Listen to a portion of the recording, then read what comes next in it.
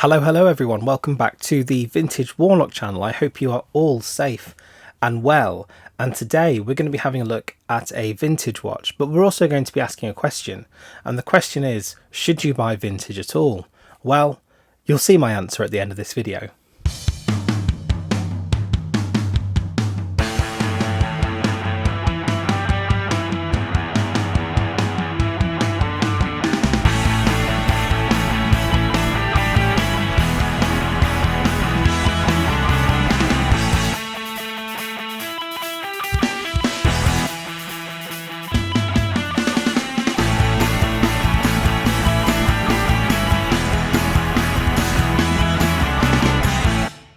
So back in 2021, my wife for Christmas bought me a vintage watch, and it was a Smiths vintage watch. And if you know the history of Smiths, which I'll go into in just a moment, you'll know that these watches are incredibly well made, and they are British made as well for the most part.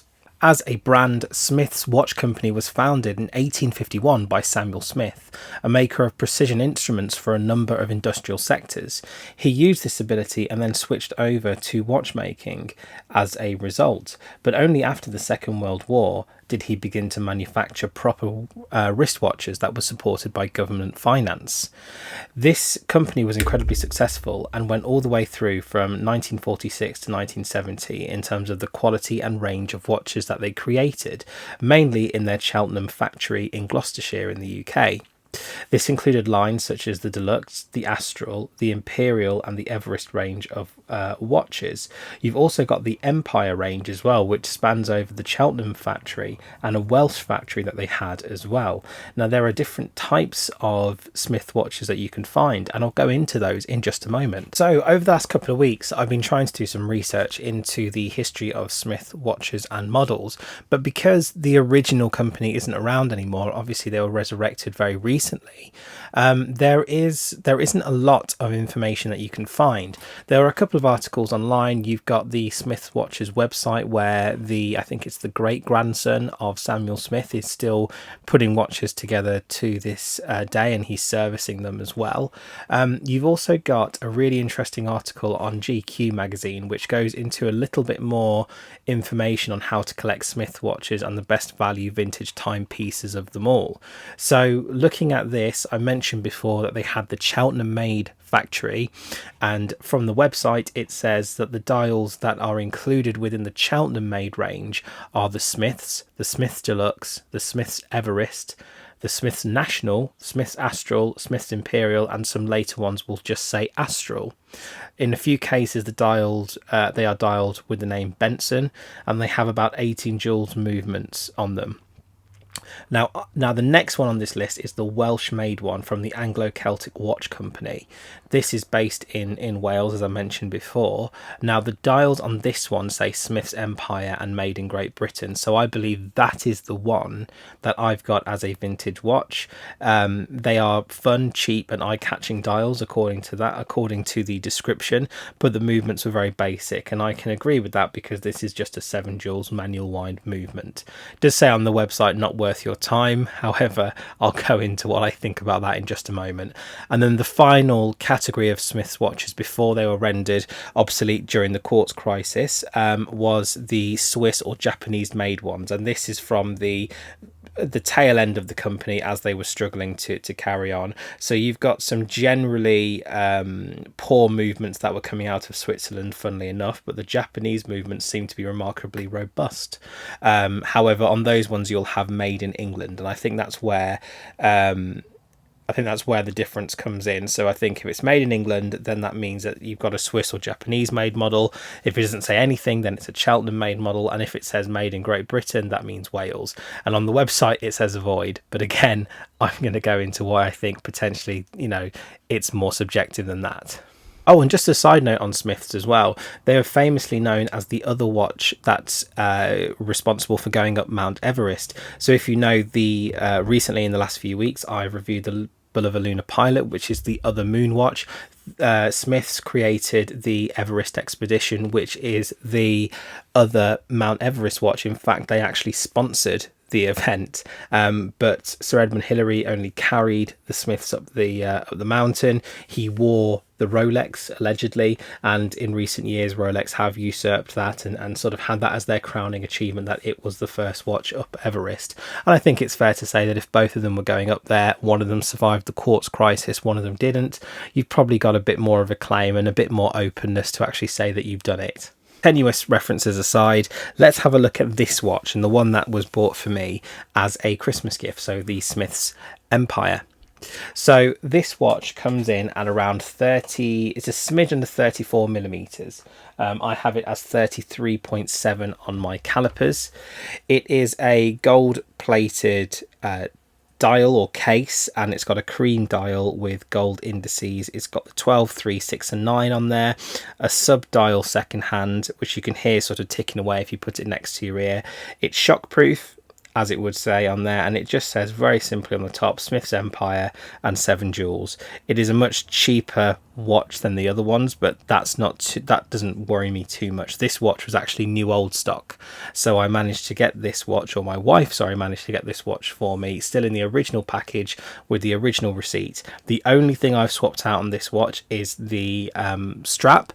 The strap is not the original strap. That strap was falling to pieces. Everything else on this watch was almost considered mint condition when I got it. But losing that strap is no big loss, because actually this aftermarket strap that I've put on sets off this watch in ways that the original strap just absolutely couldn't do. The original strap was a really old maroon style 16mm strap. I've just put it on a black leather NATO style strap at that 16mm with some gold indices on it as well, which really sets off the case. The other measurement on this watch that needs to be recognised is just the thickness of this watch. It is 9.5mm thick, but as you can see there is a huge dome of the acrylic crystal over the top of it, which gives it that extra sort of bounce when you're looking at the watch from side view. One of the reasons that the article on GQ says to avoid these watches like the plague, avoid the Welsh made watches like the plague, is because they're small 7 or 5 jewel movements and they're incredibly hard to service and maintain. But this watch, being new old stock, it's ticking perfectly, it's keeping absolutely perfect time, and this watch really is not an everyday watch. It's not a Monday to Friday watch. This really is a special occasion watch for me. So I'm talking sort of tuxedo, black tie. This is the sort of watch that you can wear slip under the cuff. I know you're not really supposed to wear watches with tuxedos, but who cares? We're all watch collectors. We're all going to collect watches and wear them at special occasions especially, and that's really what this watch does. Although obviously sitting quite small on the wrist, this watch has a big presence because of the colours on it, because of the way it sort of sets off.